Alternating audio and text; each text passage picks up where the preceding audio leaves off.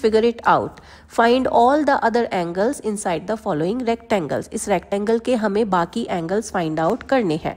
इसमें हम सेंटर को नेम दे देते हैं, लेट्स से O इज द सेंटर। अब रेक्टेंगल है तो AB एंड CD ये इक्वल होंगे क्योंकि ये ऑपोजिट साइड्स हैं, एंड AD एंड BC ये भी इक्वल होंगे क्योंकि ये भी ऑपोजिट साइड्स हैं रेक्टेंगल के। एंगल दिया गया है ये वाला 30 degree, angle A is 30 degree. In triangle OAB हमने देखा है कि ये आइसोसेलेस ट्राइंगल हो जाएगा, बिकॉज रेक्टेंगल के प्रॉपर्टीज में हमने ये देखा था कि OA एंड OB इक्वल है। Because OA is equal to OB, so this is isosceles triangle, so that is why angle OAB, that this angle will be equal to this angle OBA, that means ये वाला angle भी 30 degree हो जाएगा। तो ये angle आपको पता चल गया है, ये 30 डिग्री हो गया। This triangle 1 and triangle OCD ये वाला ट्राइंगल, ये कॉन्ग्रेंट ट्राइंगल होते हैं, हमने प्रूव किया था। So all the angles, all the sides will be equal, तो इसीलिए ये वाला एंगल भी 30 डिग्री हो जाएगा और ये वाला एंगल भी 30 डिग्री हो जाएगा। Angle ODC will be equal to angle OCD, that will be 30 degree. ये 30 है, ये 30 है, ये 30 है, ये 30 है। नाउ इन ट्राइंगल OCB इस वाले ट्राइंगल पर आ जाते हैं। तो अब देखो ये अगर 30 है तो this angle will be 60 because 90 minus 30, so angle OBC and angle OCB ये 60 डिग्री के होंगे और ये 60 होगा, तो क्योंकि कॉन्ग्रेंट है तो ये दोनों भी 60 के होंगे। और अब ये जो एंगल बनेगा, अब देखो ये एंगल 60 है, ये एंगल 60 है, तो ये वाला एंगल भी 60 होगा और ये वाला एंगल भी 60 होगा, और ये एंगल ये 180 माइनस 60 ये 120 डिग्री हो जाएगा। And similarly this angle is 120। तो सारे एंगल्स आप फाइंड आउट कर सकते हो। This is 30, this is also 30, this is 60, this is 60, this is 30, this is 30, this is 60, this is 60, this is 60, this is 60, this is 120 and this is also 120। ये इसके सारे angles मिल जाते हैं। Now let's come to next shape। इसमें ये angle 110 degree दिया गया है, तो देखो ये ऑपोजिट वर्टिकल एंगल है तो ये भी 110 डिग्री हो जाएगा। अब आप देख सकते हो कि ये एक स्ट्रेट लाइन है यहाँ से यहाँ तक, तो ये अगर 110 है तो this one will be 180 minus 110, that will B 70 degree. ये 70 डिग्री होगा तो ये भी 70 डिग्री होगा क्योंकि ऑपोजिट एंगल्स हैं। अब हमें सेंटर के सारे एंगल मिल चुके हैं। अब हम ट्राइंगल वाइज यहाँ पर सॉल्व कर सकते हैं। ये सेंटर हम O मान लेते हैं, कॉज इट्स अ रेक्टेंगल, तो OB will be equal to OQ will be equal to OR will be equal to OS। ये सारे साइड्स एक दूसरे के इक्वल हो गए हैं, ये आपको दिया हुआ भी है। सो ट्राइंगल OPQ जो हमने ट्राइंगल 1 से मेंशन किया है इज आइसोसेलेस, और आइसोसेलेस ट्राइंगल में 2 एंगल्स इक्वल होते हैं। So angle OPQ will be equal to angle OQP, और ट्राइंगल के सारे एंगल्स का सम 180 डिग्री होता है। So angle OPQ plus angle OQP plus angle QOP, ये सेंटर वाला एंगल, ये सब मिलकर के 180 डिग्री होंगे। Now this and this they are equal, क्योंकि आइसोसेलेस ट्राइंगल है तो ये भी x है, ये भी x है और ये है 70 degree. So some is 180 degree. इसको ऐड कर देंगे, 2x plus 70 is 180, 2x will be 180 minus 70 which is 110 and x will be 110 divided by 2, that will be 55 degree। So each angle here is 55 degree। ये हमने rectangle के properties से isosceles triangle के properties से solve किया। अब देखो ये ट्राइंगल 1 एंड ट्राइंगल 2 ये कॉन्ग्रेंट होते हैं, तो ये अगर 55 है तो ये भी 55 होगा, ये 55 है तो ये वाला एंगल भी 55 डिग्री होगा। और अब आप देख सकते हो कि एंगल QPS ये एंगल ये 90 डिग्री है, और इसमें हमें एक साइड का एंगल पता है 55 है, ये दूसरी साइड का एंगल कितना हो जाएगा, ये हो जाएगा 90 minus 55, that will B 35। So this is 35 degree, this is 35 degree, और सिमिलरली ये भी 35 हो जाएगा और ये भी 35 डिग्री हो जाएगा। तो आप एक ट्राइंगल के एंगल अगर फाइंड आउट कर लोगे रेक्टेंगल में तो आपको बाकी सारे एंगल्स फाइंड करने में कोई प्रॉब्लम नहीं होगी। So let's fill in here. This is 110, this is 70 degree, this is 110, this is 70 degree, this is 35 degree, this is 35 degree, ये भी 35 है, ये भी 35 है, ये 55 है, ये 55 है, ये भी 55 डिग्री है एंड ये भी 55 डिग्री है। तो इस तरह से एंगल्स आप फाइंड आउट कर सकते हो। नेक्स्ट क्वेश्चन है question number 2। Draw a quadrilateral whose diagonals have equal length of 8 centimetre, bisect each other and intersect at an angles. ये एंगल्स दिए गए हैं जो अलग अलग एंगल पर ये क्वाड्रिलेटरल के डायगोनल्स इंटरसेक्ट करेंगे। ये हम किस तरह से कंस्ट्रक्ट कर सकते हैं? तो देखो, पहला जो शेप है उसमें 8 सेंटीमीटर का डायगोनल है और डायगोनल एक दूसरे को 30 डिग्री पर इंटरसेक्ट करते हैं। 8 सेंटीमीटर का डायगोनल है। सबसे पहले हम 8 सेंटीमीटर की एक लाइन ड्रॉ कर लेते हैं।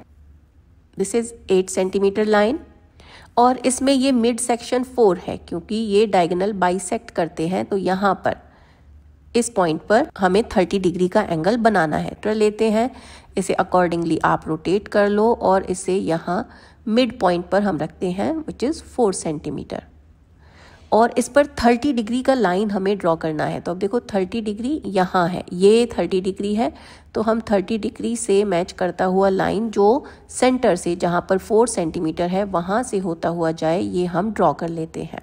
अब हमें कंपास चाहिए जो कि 4 सेंटीमीटर का मेजरमेंट कर सके। यहाँ सेंटर पर इसे रखेंगे जो कि डायगोनल को बाइसेक्ट करता है। इस पर ये 4 सेंटीमीटर का एक मार्क किया और इसी तरह से दूसरी साइड भी उस लाइन पर हम 4 सेंटीमीटर का मार्क कर लेंगे। ये वाला एंगल 30 डिग्री है। अब हम ABCD बाहर की बाउंड्री यहाँ बना देंगे। This is AB line, BC line, this is CD line and this one is AD line. इस तरह से ये आप ड्रॉ कर लोगे जिसमें डायगोनल के बीच में एक एंगल 30 डिग्री होगा। अब एक एंगल 30 डिग्री है तो दूसरा एंगल कितना हो जाएगा? 180 minus 30, it will be 150 degree. तो इस तरह से ये रेक्टेंगल कंस्ट्रक्ट कर पाओगे। नेक्स्ट है 40 डिग्री का एंगल ड्रॉ करना है। तो बिल्कुल सिमिलरली आप ये 40 डिग्री का एंगल ड्रॉ करोगे। थर्ड है 90 डिग्री। अब देखो 90 डिग्री डायगोनल कब बनेगा? 90 डिग्री पर डायगोनल तब बनेगा जब ये एंगल 90 डिग्री होना चाहिए। दैट मीन्स बाहर के साइड सेम होंगे। ये हमने स्क्वायर की प्रॉपर्टी में देखा था। 8 सेंटीमीटर की लाइन ड्रॉ करेंगे और 4 सेंटीमीटर पर हमें 90 डिग्री का एंगल बनाना है। हमें कंपास चाहिए। कंपास जिसमें 4 सेंटीमीटर की डिस्टेंस हम ऑलरेडी ले चुके हैं। इससे हम इन लाइन्स पर कट कर देंगे, मार्क कर देंगे। लाइंस ड्रॉ कर लेते हैं इन्हें मैच करते हुए। इस तरह से जब आप ये ड्रॉ करोगे तो सेंटर पर 90 डिग्री का एंगल है। अब यहाँ पर एक एंगल अगर 90 डिग्री का है डायगोनल्स के मिडिल पर, डायगोनल्स जहाँ इंटरसेक्ट करते हैं, अगर वो एंगल 90 डिग्री है तो बाकी सारे एंगल भी 90 डिग्री ही होंगे। इसमें AB, BC, CD, AD ये सारे साइड्स इक्वल होंगे। So this will be a square. Next है सेंटर पर जहाँ डायगोनल इंटरसेक्ट करते हैं वहाँ पर 140 डिग्री का एंगल बनता है। सो 8 सेंटीमीटर वही मेजरमेंट है, तो 8 सेंटीमीटर का हम लाइन ड्रॉ कर लेंगे और 4 सेंटीमीटर की लेंथ पर हम 140 डिग्री का एंगल बनाएंगे। तो अब 140 इधर है, 140 डिग्री एक ऑब्ट्यूज एंगल है। तो ये वाला जो एंगल है ये एंगल 140 डिग्री का है और ये भी 140 डिग्री का एंगल हो जाएगा। 4 सेंटीमीटर का डिस्टेंस हम लेंगे इसमें और 4 सेंटीमीटर पर हम यहाँ पर मार्क लगा देंगे। So this is 4 centimetre here and दूसरी साइड में भी हम 4 सेंटीमीटर का मार्क लगा देंगे। अब हमें सारे कॉर्नर्स मिल गए हैं, इन्हें हम मैच कर देते हैं। इस तरह से ये रेक्टेंगल ड्रॉ हो जाएगा। इन पॉइंट्स को आप नेमिंग कर दो ABCD। ये अगर 140 है तो अब ये एंगल 40 डिग्री हो जाएगा।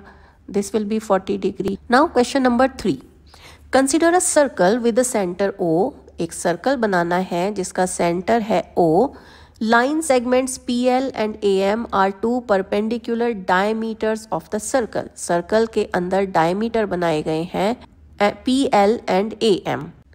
So this is PL AM इस तरह से है।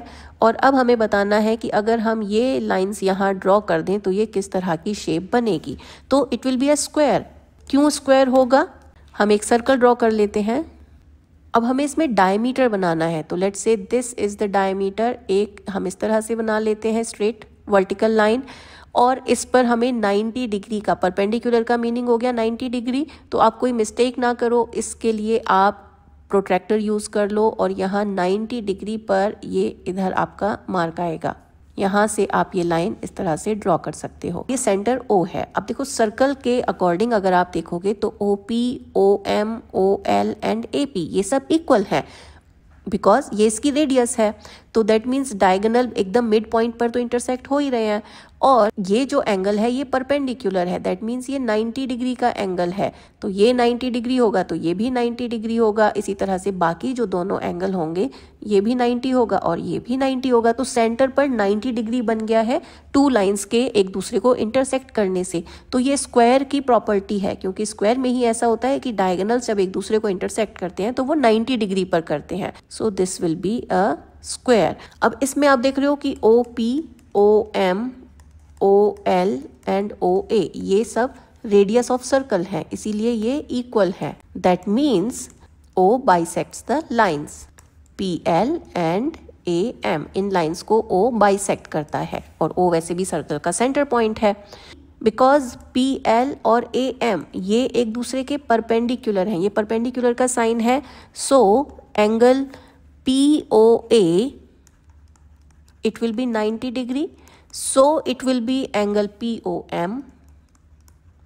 इसी तरह से angle AOL will be equal to 90 degree and angle LOM ये भी 90 डिग्री ही हो जाएगा। सो सेंटर पर सारे angles, all 4 angles at centre are 90 degree. अब जब आप AP, PM इन लाइंस को ड्रॉ करते हो तो अब आप देखोगे कि ये एंगल, ये सारे एंगल 90 डिग्री हैं और ये साइड्स इनके इक्वल हैं। तो जो ऑपोजिट साइड्स हैं वो सब भी इनके इक्वल हो जाएंगी। आप एक एक ट्राइंगल लेकर के यहाँ पर देख सकते हो कि in triangle OPM and triangle OAP अगर हम इस वाले ट्राइंगल में और इस वाले ट्राइंगल में लें तो OP is common, angle AOP and angle POM ये दोनों इक्वल हैं, ये 90 डिग्री के हैं। And OA and OP and OM ये इक्वल हैं क्योंकि ये रेडियस ऑफ सर्कल है। So these are congruent triangles. So triangle OPM and triangle OAP ये कॉन्ग्रेंट ट्राइंगल हो जाएंगे। अब कॉन्ग्रेंट हो जाएंगे तो AP और PM ये भी इक्वल हो जाएंगे। Similarly in triangle AOL and triangle LOM इन दोनों ट्राइंगल्स में भी AL और LM इक्वल आ जाएंगे।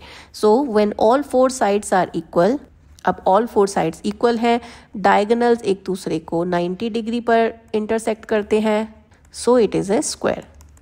तो इस तरह से ये आप प्रूव कर सकते हो।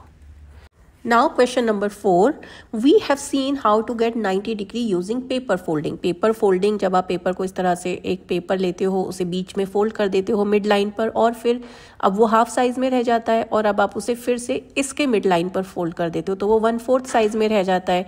तो जब आप पेपर को ओपन करते हो तो उसमें इस तरह से ये लाइन्स बने हुए होते हैं। तो ये परपेंडिकुलर लाइन्स, दैट मीन्स इनके बीच का जो एंगल होता है ये 90 डिग्री होता है। Now suppose we do not have a paper but 2 sticks of equal length। हमारे पास पेपर नहीं है, केवल 2 sticks हैं and a thread, और एक thread है।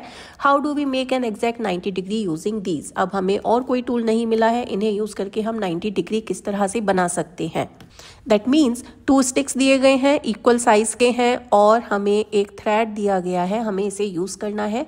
90 डिग्री सेंटर पर हो, विच मीन्स एक स्क्वायर की शेप बन जाए। तो आप एक स्टिक को इस तरह से रख लो A, B, और इसका मिड पॉइंट आप फाइंड आउट कर सकते हो।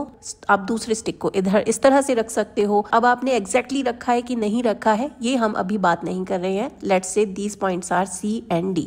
अब जब आप थ्रेड लेने वाले हो तो अब आप A और C को जब आप A और C को ज्वाइन करते हो तो इस थ्रेड की जो लेंथ है आप इसी लेंथ के अकॉर्डिंग B और C को भी ज्वाइन करो, और इसी तरह से B और D को ज्वाइन करो, और इसी तरह से A और D को भी ज्वाइन करो। तो अब इस केस में जो सेंटर पर एंगल बनेगा वो 90 डिग्री का होगा और ये जो पॉइंट होगा जिस पर ये स्टिक्स मीट कर रही हैं वो इनको बाइसेक्ट करेगा, वो इनको मिड में डिवाइड करेगा। तो ये उसी तरह से हो गया जिस तरह से हमने एक सर्कल लिया था, उस सर्कल में हमने ये लाइंस ड्रॉ किए थे और अब ये सारे लाइंस इक्वल हैं।